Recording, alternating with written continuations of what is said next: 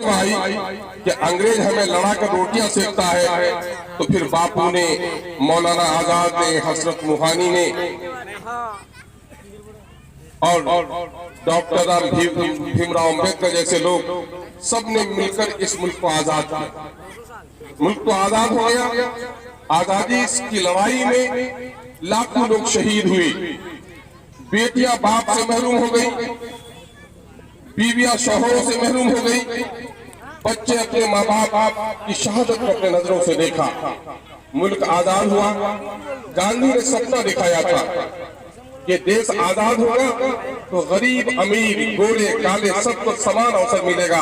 नारा दिया था, राजा का बेटा हो या मेहतर के संतान, देश होगा आजाद, मिलेगा सबको मौका एक समान। ये नारा उसने दिया।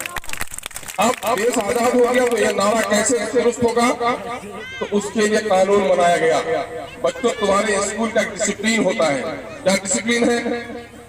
कोचिंग कब खुलेगा, कौन से क्लास की पढ़ाई कब होगी, छुट्टी कब होगी, ये दस्तूर है तुम्हारे कोचिंग सेंटर का।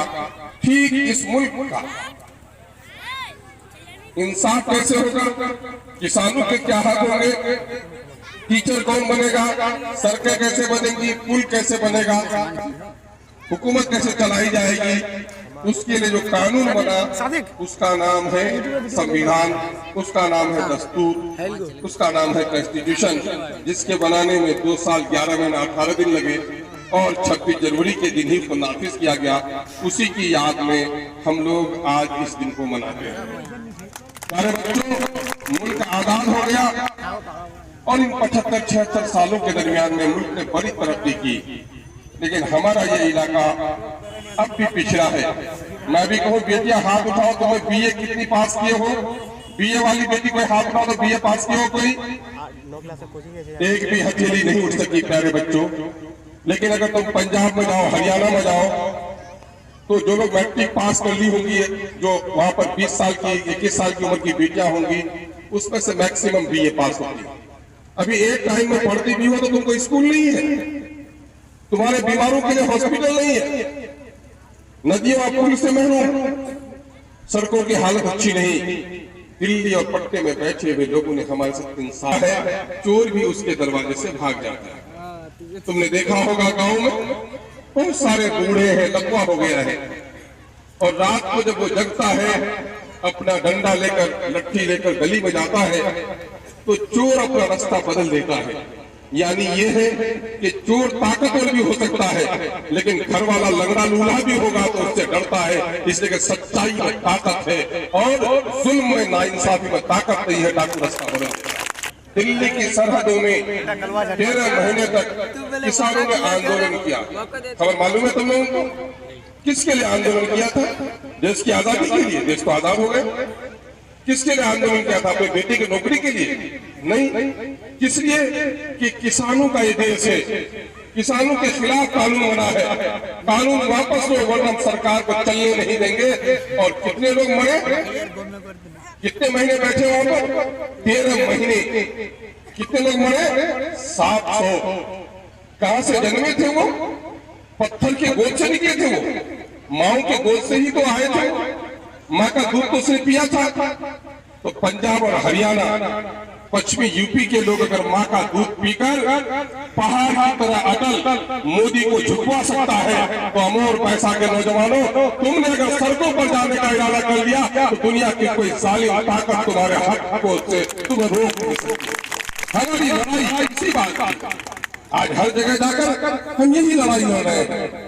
यह मौका नहीं है मैं तभी गुफ्तगू करूं और आपका वक्त छीन लूं। आपसे 2-3 बात कहना है। अभी हमने कोशिश की है, कुछ काम आगे बढ़ा है, नदियों का काम आगे बढ़ाया है, कुछ चीजें समाज। अभी हमारा ये जिला किशनगंज, कोसी के इलाके में सैलाब ज्यादा होने के नतीजे में 4 जिले चुने गए हैं पूरे बिहार में। सुपौल, अररिया, पूर्णिया और सुपौल, अररिया, पूर्णिया, कटिहार हो गया, मधेपुरा। तरक्की हो सकती है। एक प्रोग्राम है मछली पालन का, सरकार बिहार सरकार का भी एक प्रोग्राम है, उसमें भी मछली पालने के लिए सरकार लोन दे रही है। लेकिन उसमें होता यह है कि अगर मछली बरसात में भाग जाए तो आपको मुआवजा नहीं मिलेगा। लेकिन मानंदा बेसिन का जो प्रोग्राम आया है, इस प्रोग्राम में अगर मछली आपकी भाग भी जाती है तो सरकार वो रकम आपको देगी। 20 पकड़ी, एक पकड़ा, 2 लाख रुपया आपको देगा और सरकार 1 लाख रुपए का मुआवजा देगी अगर आप 3-4 महीने तक काम आगे बढ़ा रहे हैं। और भी कई स्कीम है, जानना चाहोगे तो मैं बताऊंगा। इस वक्त एक स्कीम है मास्टर साहब, मैं आपसे कहता हूं, जहां आपके बच्चे और बच्चों का इनरोलमेंट है, आप वो काम कीजिए, मैं मदद करूंगा। वो ये है कि प्री मैट्रिक स्कॉलरशिप है माइनॉरिटी। वो क्या है, जो बच्चे पढ़ रहे हैं मैट्रिक से पहले के बच्चे, उनको सालाना सरकार 1200 रुपए देगी, है ना। उसका क्या करना पड़ेगा, ऑनलाइन अप्लाई करना पड़ेगा। और फिर एक पोस्ट मैट्रिक स्कॉलरशिप है जिसमें तकरीबन 13,000 रुपया सरकार दे रही है। उसके भी जो लवाजमात है वो पूरे करने पड़ेंगे। लेकिन हमारे यहाँ ये काम करने के लिए कोई तैयार नहीं होता। आप लोग कोचिंग इंस्टीट्यूट में आ रहे हैं, एक तरफ सरकार कर रही है, क्या कर रही है कि फ्री हम साइकिल दे रहे हैं, भोजन दे रहे हैं, पोशाक दे रहे हैं, तालीम न रंगीन कपड़ों का नाम नहीं हो रहा है। मैंने अभी अधर से सुना कि 350 बच्चे तकरीबन इसके इंस्टीट्यूट से जुड़े हुए हैं।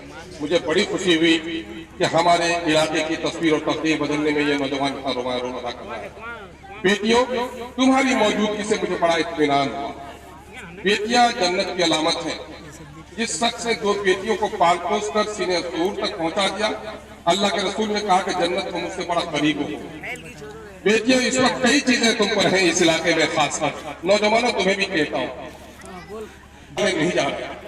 किसी का बाप, किसी का भाई, किसी का बेटा, एक घर में 2-3 आदमी परदेश में है। पहले औरतें क्या करती थी, धान उबालती थी, चावल निकालती थी, बकरी पालती थी, घर घास करने जाती है। लेकिन अब शहर प्रदेश में है, स्कूल की फीस देनी है, बच्चे को टीका लगवाना है, सरकारी स्कीम के बारे में इंफॉर्मेशन लेनी है, कहीं मुखिया बनना है, कहीं सेविका बननी है, कहीं सहायिका बननी है, कहीं जिला परिषद का इलेक्शन लड़ना है। तो कल के और आज के महिला समाज में एक बड़ा परिवर्तन आया। तो बेटियों, मैं जिला परिषद का मेंबर था किशनगंज में, मुझे बड़ी शर्मिंदगी हुई कि 4 महिला मुस्लिम थी और उनको सही से लिखना नहीं आता था। 2 को आता था, 2 को नहीं आता।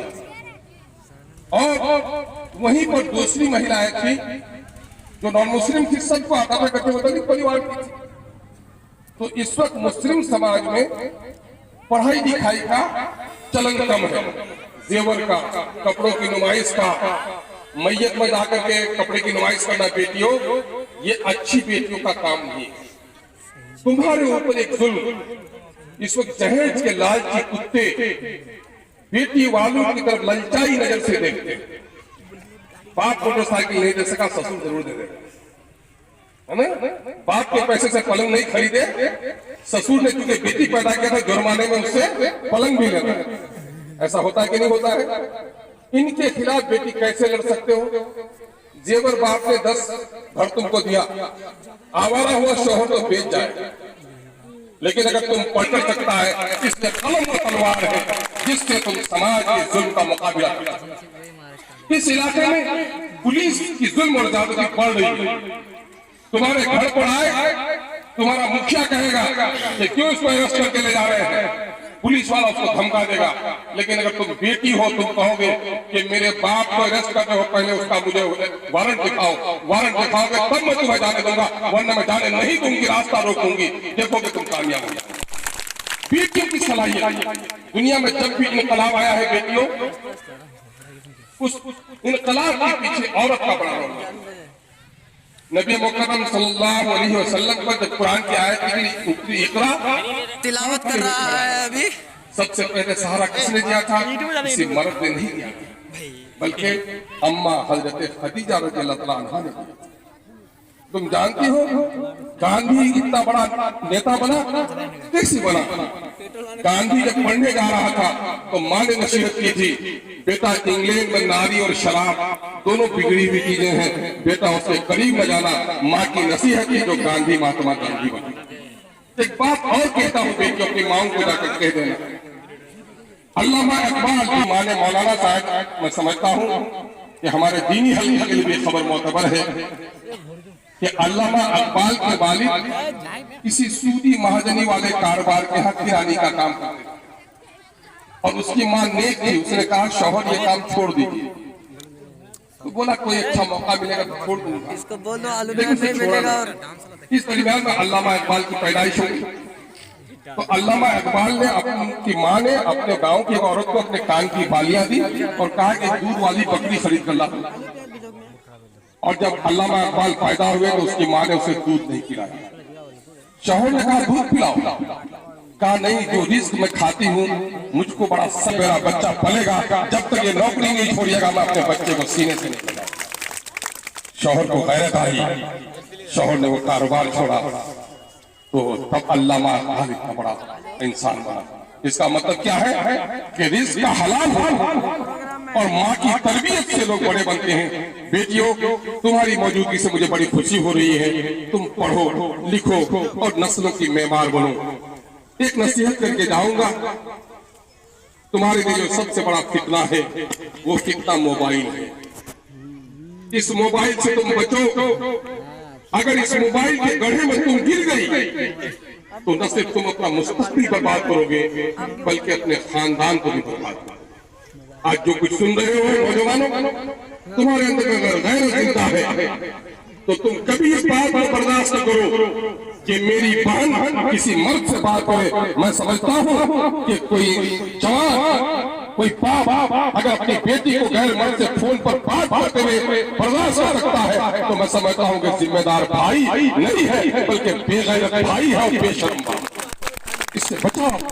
हर दिन कुछ न कुछ खबरें आ रही है, हर दिन तबाही है। देखो चाकू क्या है? चाकू 3 इस्तेमाल 4 इस्तेमाल है। बच्चों को दोगे उंगलियां काट देगा, मां सब्जियां काटेगी, और वही चाकू किसी डाकू के हाथ में हो तो गर्दन काट देगा। वही चाकू किसी सिपाही के पास हो तो मैदान जीत जाएगा। वो हथियार है वहां पर, इसका असलहा है, जंगी असलहा है। और वही चाकू किसी डॉक्टर के पास हो तो नश्तर है, वो जख्म के जहर को निकालकर जिंदगी बदल। तो तालीम से सिर्फ पढ़ लिख लोगे तो नहीं होगी। कहा गया हामिदा चमकीना थी जब इंग्लिश से बेगाना थी, अब वो शम में महफिल है, पहले खातूने खाना है ना। तो शम में महफिल नहीं बनना है, खातूने खाना बनना है। ये हीरे और जवाहर तुम्हारे जेवर नहीं है, तुम्हारी हया, तुम्हारी गैरत, तुम्हारा शर्फ तुम्हारा सबसे बड़ा जेवर है। बेटी इसको कभी हाथ से मत जाने देना। ये मेरी नसीहत भी है, ये मेरी वसीयत भी है। मोबाइल में ऑनलाइन पढ़ाई होती है। मोबाइल क्या है? एक तरफ बुलंद पहाड़ है, दूसरी तरफ क्या है? पाताल की खाई है। जो समड़ के ऊपर चला गया बुलंदी पर चला जाए, और जो फिसल गया वो पाताल में चला गया।